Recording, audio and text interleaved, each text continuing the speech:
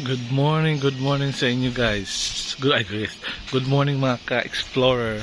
Meron akong ipapakita sa inyo guys. Ito yung unang time namin. Ito yung unang time namin dito. Gusto kong pakita sa inyo kung gaano ba yung buhok. Choco! Ayan si Choco. Ayan.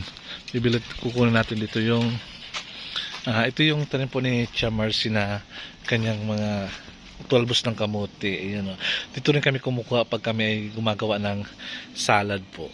Ayan, dito po yun. Napaka sarap. Lalo pag mayroon tayong tagdon. Ito yung mga tanim-tanim niya. Tia Marcy, ayan po.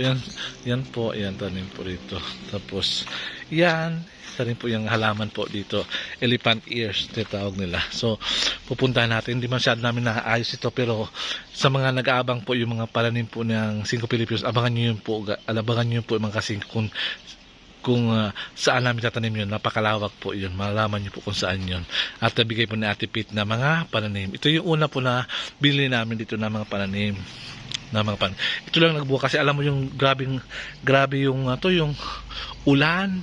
Grabing ulan noon, kaya na lahat yung mga panin namin ay nasira. Kaya ito lang yung natira. Ayan. Ito yung po tinatawag na talong. Ayan po. Oh. Talong. Ako lang bilis nito lagi guys pag umaga. Tubo na naman to eh. Ayan yung mga talong natin. Ayan. Tapos may okra. Ayan yung okra. Ayan. Malapit na siya guys. Mamulaklak. Ayan. Nakataksa yung okra. Ayan. Yung talong, nagbubulaklak na siya. Yan. Hindi ko alam kung may tukwa na naman dito. Daming klase itong uod na itong may itim na uod. Hindi ko lang tawag dito na uod na to. Yan, ang bulaklak na siya. Tapos, ito yung surprise guys. Kukuha na tayo ng first harvest natin na sili. Ito. Yan, dami siyang sili. Yan, kukunin natin to. Yan. Yan, may sili. May sili siya. Harvest tayo ng sili. Yan. Magkisigang kasi tayo. Kaya harvest tayo ng sili. Yan. Dami na siya. Ayan. Diba napakinabangan natin yung ating tanim. Ayan. Dami na harvest natin ngayon eh. Ayan oh. Daming sili na harvest. Yan. Hindi na kayo bibili. Ang ganitong sili to, pag bili mo to, napakamahal sa market. Kaya ito, harvest na tayo dito. Yung mga ito mamaya na ito, yung malaki. Yan. So marami tayo guys na harvest. Ito pa. Ito, ayan na. Yan. Papakita ko sa inyo. Tabunan lang ng camera.